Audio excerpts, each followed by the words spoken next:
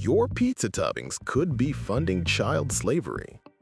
In a shocking case just breaking in Pennsylvania, a man has been charged with trafficking two teenage girls, forcing them to work 16-hour days on a mushroom farm. The girls, aged 14 and 17, were brought from Mexico and Guatemala and trapped in a cycle of debt and fear. The trafficker allegedly stole their paychecks and threatened them with deportation if they didn't comply. This isn't happening in a distant country, it's happening in America's heartland, hidden in plain sight. The food on our plates has a story, and sometimes it's a story of horrific exploitation. This case rips the lid off the dark reality of labor trafficking in the agricultural industry, forcing us to ask, what's really going into the food we eat? It's a brutal reminder that modern slavery is closer than we think.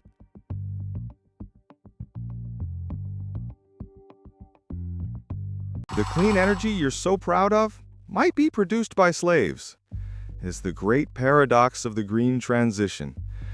The solar panels that are supposed to be saving the planet are being made with polysilicon, a key component that is overwhelmingly produced in Xinjiang, China, through a system of state-sponsored forced labor. The Uyghur people are being rounded up, put in camps, and forced to work in these factories against their will. It's a massive human rights violation that's being hidden behind a wall of corporate secrecy. While we pat ourselves on the back for going green, we are unknowingly funding a brutal regime of oppression. The renewable energy industry is facing a reckoning. Can we truly call it clean energy if it's tainted with the blood, sweat, and tears of modern slaves?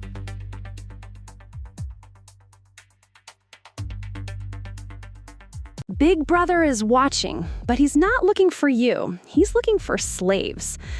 In a mind-blowing new development, satellites are now being used to spy on human trafficking compounds from space.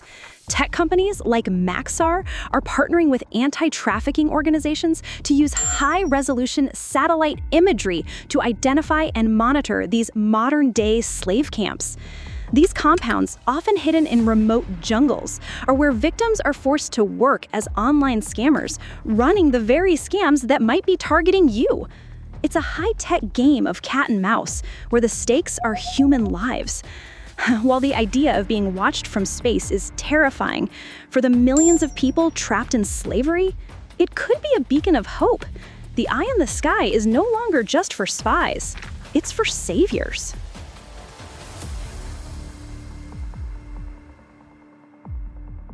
A Chinese electric vehicle giant has been caught using slave labor in Brazil. BYD, one of the world's largest EV manufacturers, is being sued by the Brazilian government for subjecting 220 Chinese workers to slave-like conditions at a factory construction site. The workers were allegedly forced to work grueling hours, live in squalid conditions, and had their passports confiscated. This isn't a small-time operation. BYD is a major player in the global push for electric vehicles.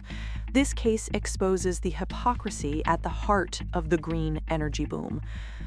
We are so focused on saving the planet that we are turning a blind eye to the human suffering that is making it possible. This lawsuit is a wake-up call. The future of transportation can't be built on a foundation of modern slavery.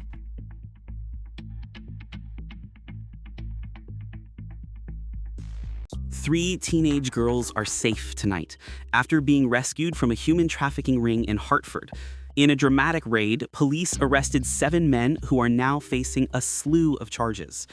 This operation is a stark reminder that human trafficking isn't a problem that happens somewhere else. It's happening in our own backyards. These girls were not just statistics. They were daughters, sisters, and friends whose lives were stolen from them. Their rescue is a victory, but it's also a call to action. For every victim that is saved, there are thousands more who are still trapped.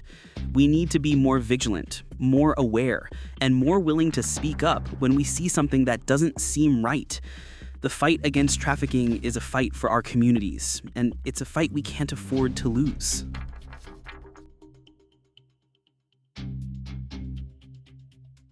Imagine being kidnapped and forced to scam people online for 18 hours a day. It sounds like a dystopian movie, but it's the reality for thousands of trafficking victims in Southeast Asia. They are being held captive in digital trafficking compounds, where they are forced to run sophisticated online scams, from romance cons to cryptocurrency fraud. These compounds are often heavily guarded, and the victims are subjected to violence and torture if they don't meet their quotas. It's a new and terrifying form of modern slavery, where the victims are not just being exploited for their bodies, but for their minds. And the scariest part? The money they steal is funding the very criminal organizations that are holding them captive. It's a vicious cycle of exploitation that's being fueled by our own clicks and our own greed.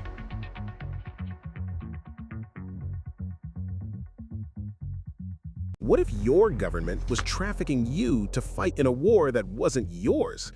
That's the shocking allegation being investigated by the Kenyan government right now.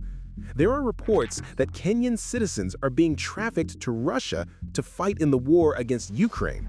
These men are allegedly being lured with false promises of high-paying jobs, only to find themselves on the front lines of a brutal conflict.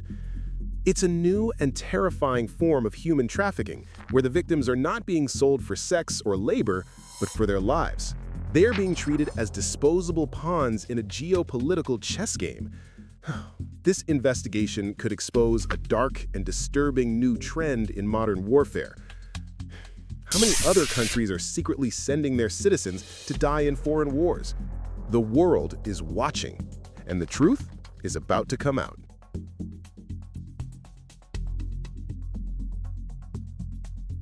The man who sold the date rape drug is finally facing justice. A Boston man has just pleaded guilty to trafficking a chemical that is commonly used to incapacitate and sexually assault victims.